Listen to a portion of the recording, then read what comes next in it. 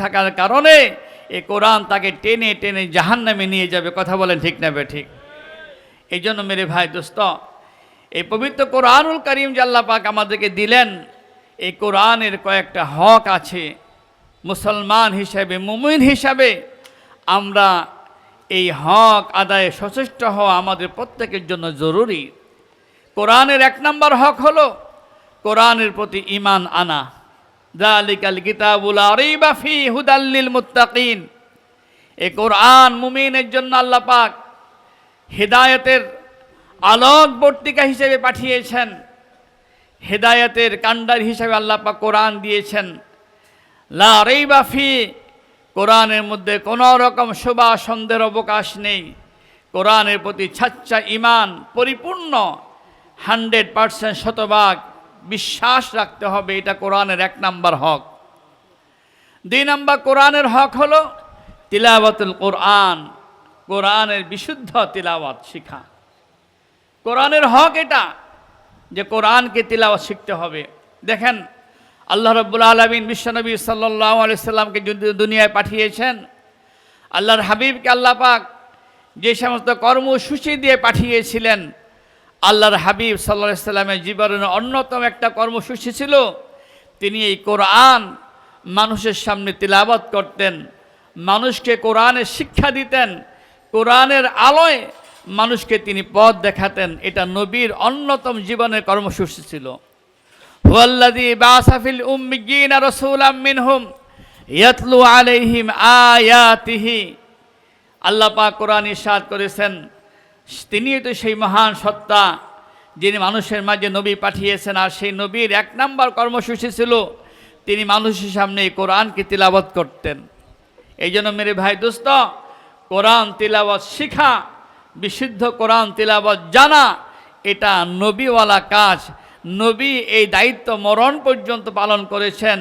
যে উম্মত এই বিশুদ্ধ কোরআন তিলাওয়াত শিখতে সচেষ্ট হলো, যে ব্যক্তি বিশুদ্ধ কোরআন তিলাওয়াত শিখলো, সে যেন নবীর কর্মসূচি বাস্তবায়নে সহযোগিতা করলো। কথা বলেন ঠিক কিনা?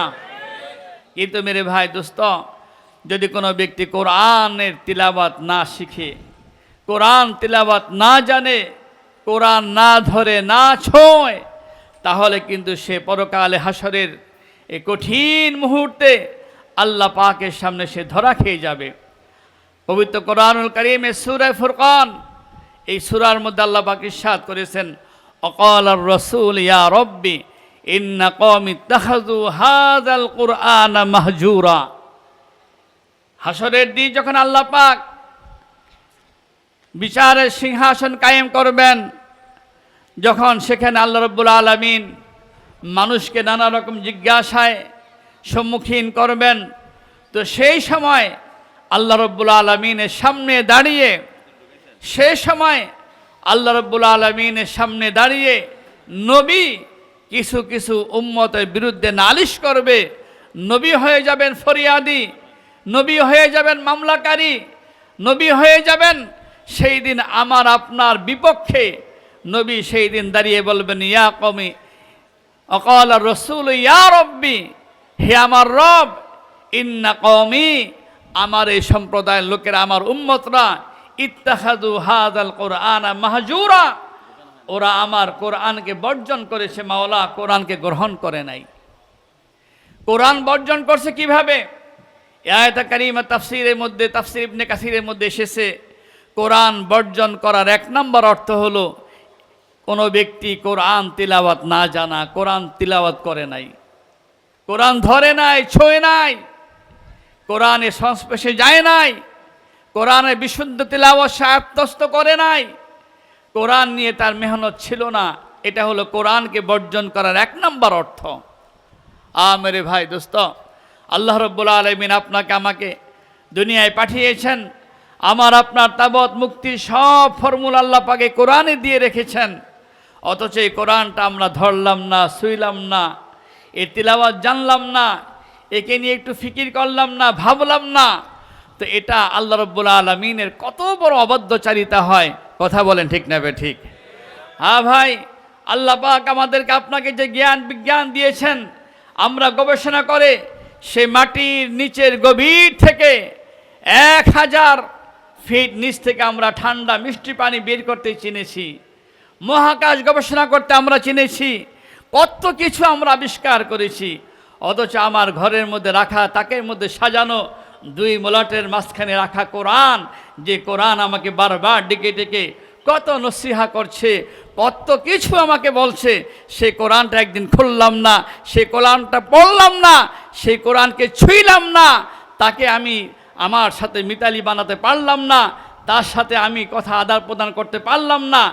এটা আল্লাহ রাব্বুল আলামিনের কাছে আমার জন্য কত বড় অপরাধ হিসাবে গণ্য হবে। কথা বলেন ঠিক না ঠিক? এই জ্ঞান মেধা বিজ্ঞান কে দিয়েছেন? আল্লাহ দিয়েছেন। তো আল্লাহ পাকের দেওয়া এই জ্ঞান বিজ্ঞান, এই মেধা মগজকে যদি আমরা আল্লাহর কালামটা বুঝাবার জন্য খরচ না করি, তাহলে নিঃসন্দেহে এটা আল্লাহ রাব্বুল আলামিনের সাথে নিমক হারামি ছাড়া আর কিচ্ছু হবে না। কথা বলেন ঠিক না ঠিক? আপনি সফরে যাচ্ছিলেন, আপনি টুকটাক কবিতা লেখেন, গল্পগুজব লেখেন, পত্রপত্রিকা আপনার লেখা ছাপা হয়। যাচ্ছিলেন সফরে, গাড়িতে বসে আছেন, কোনো একজন পাঠক আপনাকে চিনে ফেললো, বলেন আপনি অমুক না? হ্যাঁ আমি অমুক। এই তো গত সপ্তাহে পত্রিকায় আপনার একটা আর্টিকেল বের হয়েছে, একটা গল্প বের হয়েছে, একটা কবিতা বের হয়েছে, আমি কিন্তু আপনার খুব ভক্ত, আপনার কবিতা আমি খুব পছন্দ করি, অপেক্ষায় থাকি আপনার কবে কবে নতুন নতুন কবিতা বের হবে। আপনি যখন এই কথা বলবেন, ওই লেখক যিনি কবিতা লিখেছেন তার দিলটা আটখানা হয়ে যাবে, খুশিতে ভরে যাবে, সে চাইবে যেন আপনাকে কাছে নিয়ে টেনে বুকে ধরবে। কথা বলেন ঠিক না ঠিক? কারণ আপনি তার একজন মন্ত্রমুগ্ধ পাঠক।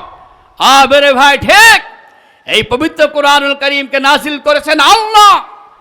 মান তালাল কুরআনা ফাইন্নাহু ইয়াতাকাল্লামু রাব্বাহু, যে কোরআন তিলাওয়াত করছে সেজন্য স্বয়ং তার রবের সাথে কথা বলছে। আল্লাহু আকবার বলেন। হাদিসের মধ্যে এসেছে, বান্দা যখন সূরা ফাতিহা নামাজের মধ্যে দাঁড়িয়ে বলে আলহামদুলিল্লাহি রাব্বিল আলামিন, তখন আল্লাহ পাক আসমান থেকে জবাব দেন হামিদানি আবদি, আমার বান্দা আমার প্রশংসা করেছে। যখন বলে আর রহমানির রহিম, তখন আল্লাহ পাক জবাব দেন আসনা আলাইয়া আবদি মজ্জাদানি আবদি, আমার বান্দা উচ্চ প্রশংসা করেছে। তার মানে হলো কোরআন তেলাওয়াতের এক একটা হরফ, এক একটা শব্দ, এক একটা আয়াত যখন বান্দা পড়ে, সেই জন্য স্বয়ং আল্লাহর সাথে কথা বলা শুরু করে। আল্লাহু আকবার বলেন। এই অনুভূতিও মানুষের আছে, এই অনুভূতিও মানুষের ভিতরে সৃষ্টি হয় যখন সে কোরআন তেলাওয়াত করে। আমরা তো উম্মি জাহেল, আমাদের ভাষা আরবি না, এই নুগুর তথ্য রহস্য আমাদের ভিতরে আসে না, আমরা উপলব্ধি করতে পারি না। কিন্তু যাদের সে উপলব্ধি শক্তি আছে তারা বুঝেন, কোরআনের যখন এক একটা আয়াত পড়েন তখন তার মর্ম তার হৃদয় পটে এমনভাবে ঝড় তোলে যেন আল্লাহ পাক কানে কানে জবাব না দিলে যেন আর সামনে যায় না। কথা বলে ঠিক না ঠিক?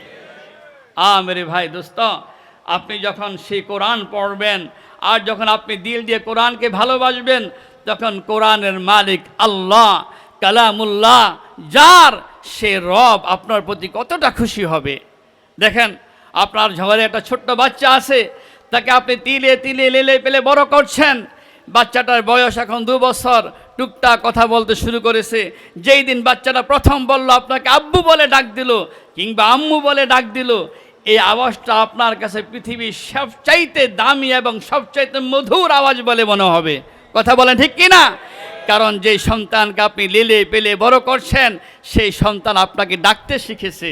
এই সন্তান যখন 2 দিন পর আপনার সাথে কথা বলতে শুরু করবে, এই প্রশ্ন সেই প্রশ্ন করবে, আপনি একটু কোনো বিরক্ত হবেন না, আপনি বরং আরও অপেক্ষায় থাকবেন কখন বাচ্চা আপনাকে একটা প্রশ্ন করবে, কখন আপনি তার জবাব দিবেন, কখন কিভাবে তাকে কাছে টেনে আদর দিবেন, কিভাবে তাকে তার গায়ে চুমু এঁকে দিবেন, আপনি অপেক্ষায় থাকবেন।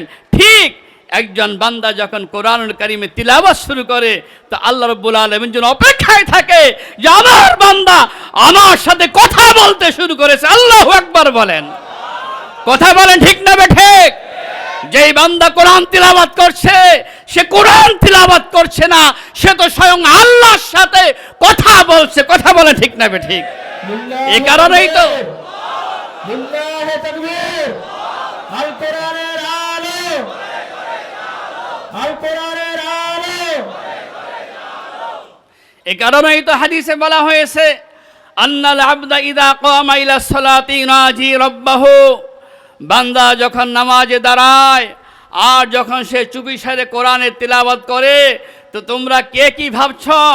তার এই তিলাওয়াত শুধু তিলাওয়াত না, সেজন্য গোপনে গোপনে তার মালিকের সাথে, আল্লাহর সাথে কথা বলছে। আল্লাহু আকবার বলেন। তো আপনি যখন কোরআন তিলাওয়াত শুরু করবেন, তো আল্লাহ পাক তো সে অনুভূতি লালন করবেন, এটাই তো তার ভিতরে আসবে। তিনি তো আরও বেশি রব্বে কারিম, তিনি তো বান্দার দিকে তাকিয়েই থাকেন, বান্দা আমার সাথে কখন কথা বলবে আর আমি বান্দার জবাব কখন দিব।